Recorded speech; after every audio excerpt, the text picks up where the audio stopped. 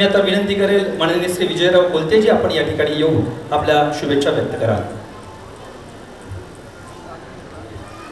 ज्यांचा आपण अमृत महोत्सवी सोहळा संपन्न करतोय ते आपल्या सर्वांचे आदरणीय आर.डी. नाना, ज्यांच्या अध्यक्षतेखाली हा कार्यक्रम होतोय ते आदरणीय दादा, आमदार साहेब, व्यासपीठावरचे सगळेच प्रमुख मान्यवर बंधू आणि भगिनींनी, नानांच्या कर्तृत्वाचा, त्यांच्या वागण्याचा परिचय आपण छोट्याशा चित्रफितीमधून घेतलेला आहे. मी एवढंच सांगतो की माणूस मोठा होतो तो काय एकटा मोठा होत नाही. तो जन्माला कुठं आला, तो कुठल्या परिवारात वाढला, त्याची पार्श्वभूमी काय आहे, याच्यातून सुद्धा माणसं घडत असतात. आणि म्हणून नानांचा इतिहासाचा सगळा उल्लेख करताना मला सासोडचा उल्लेख केल्याशिवाय राहत नाही. संत सोपान काकाच्या भूमीत भविष्यामध्ये गोदाजी राजे जन्माला आले आणि सगळं सासोडचं चित्र बदललं. महाराष्ट्रात कुठेही जा, भारतात कुठेही जा, सासोड म्हटलं की गोदाजी राजे जगताप, अंबाजीपंत पुरंदरे यांच्या नावाने अभिमान वाटावा अशा स्वरूपाचं कर्तृत्व आपल्याला प्रत्येकाला करायला मिळतं आणि त्याच्यातून माणसं घडतात. छत्रपती शिवाजी महाराजांना सुरुवातीच्या काळापासून मदत करण्याचं काम करणारे गोदाजी राजे. आपल्याला ह्या गोष्टी नव्या पिढीने समजून घेण्याची गरज आहे. 1645 साली स्वराज्याचं तोरण बांधल्यानंतर पहिली लढाई झाली बेलसरची 1648 साली. छत्रपती 18 वर्षाचे होते आणि या गोदाजी राजांनी त्यांना मदत केली, यश मिळवून दिलं. आणि त्याचा परिणाम काय झाला? छत्रपतींच्या आयुष्यातली स्वराज्याचे सगळे मार्ग सुकर झाले. ते सुकर करण्याचं काम करणारे गोदाजी राजे जगताप, त्यांच्या वंशातले नाना. ही काही सोपी गोष्ट नाही, हे कर्तृत्व आहे.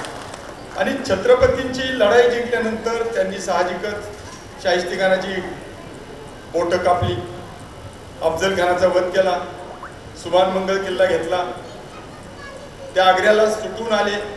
पण या सगळ्या यशाची सुरुवात, त्यांची पाऊलवाट, त्यांची वाट निर्माण करण्याचं काम त्याच्या सरदारांनी केलं. मला उल्लेख करावा लागेल त्याच्यामध्ये आमचे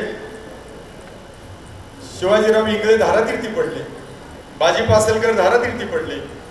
पण मात्र गोदाजीराव जगतापांनी छत्रपतींना पुढे घेऊन जाण्याचं काम केले. म्हणजे इतिहासात इतका मोठा दैदिप्यमान इतिहास आहे तो सासूरचा इतिहास आहे. ज्या वेळेला संभाजी महाराजांचे राजाराम महाराज गादीवर बसवण्यासाठी हे खरे महाराज आहेत, हे वारसदार आहेत ते छत्रपतीचे, सांगण्याचं काम ज्या कोणी सरदारांनी महाराष्ट्राला केलं त्याच्यामध्ये अंबाजीपंत पुरंदरे आणि गोदाजी राजांचा उल्लेख केला जातो. बाळाजी विश्वनाथांच्या नंतर पहिल्या बाजीरावांना राजाराम महाराजांच्याकडून पेशवाईची वस्त्र आणून देण्याचं काम गोदाजी राजांनी केलं. कितीतरी गोष्टी सांगता येतील. आणि म्हणून मी जे सांगत असतो की नानांचा इतिहास वाचताना ही सगळी पार्श्वभूमी सासवडकरांना आणि त्या भूमीतल्या प्रत्येक माणसाला आहे. खरं म्हणजे विठ्ठलाच्या दर्शनाला गेल्यानंतर संतांनी म्हटले तेथे तृण आणि पाशानं तेही देव जाणावे. तेव्हा सासवड शहरामधला सोपन देवाचा वारसा, गोदाजी राजांचा वारसा, इथला प्रत्येक माणूस आम्हाला त्या स्वरूपात दिसतोय. त्याच्यामध्ये त्याच्या कणाकणामध्ये अंश भरलेले आहेत. याची जाणीव ठेवून जर आपण काम केलं तर आपल्याला नानांच्या सारखं जगता येतं. आणि म्हणून माझी अपेक्षा आहे की नानांनी आयुष्य इतकं सुंदर, 75 वर्षाची नाना. खरं म्हणजे अलीकडच्या काळात एखाद्याचं दर्शन घ्यायला असं हातानेच घेतो. नाना खाली वागता येण्याचं फार अवघड झाले आता. नाना सपशेल भंडारा त्याच्या चरणावर लीन झाले. हे होऊ शकतं कारण त्यांची तब्येत, तो विनम्रपणा, ती नम्रता, ते शेतीवरचं प्रेम, ते कुटुंब वत्सलता, समाजाप्रती प्रेम, असे नाना आज 75 वर्षात वाटचाल करतात. मला बऱ्याच वेळा वाटतं नाना की माझीच तब्येत फार चांगली आहे, माझं वय तुमच्यापेक्षा लहान आहे, पण तुम्ही आम्हाला सगळ्यांना हरवलेलं आहे. आम्ही तुमच्यापेक्षा चांगले नाही आहोत. तुम्ही अतिशय उत्तम आहात आणि त्याचं कारण कुटुंब वत्सल आणि तुमच्या कुटुंबामध्ये जगण्याची तुम्हाला उर्मी मिळते हे त्यातलं महत्त्वाचं आहे. नानाचा माझा परिचय झाला पिसर्वेची शाळा बांधताना. आम्ही शोधत होतो पण आरशीची डिझायनर, आम्हाला आरशीची बांधकाम करणारा अशोकभाऊ माणूस काही सापडत नव्हता. नानाने अनेक इमारती बांधल्या. नानांचं खडतर आयुष्य होतं. वडील लहानपणी गेले, आईने शिकवलं, बंधूंनी मदत केली. परंतु नानांना कॉलेजमध्ये शिकता आलं नाही, पण नानांनी कॉलेजच्या इमारती निर्माण केल्या. अशा स्वरूपाचे नाना. आणि मला सांगायला आनंद वाटतो नाना, तुम्ही बांधलेल्या इमारती आजही गळत नाही.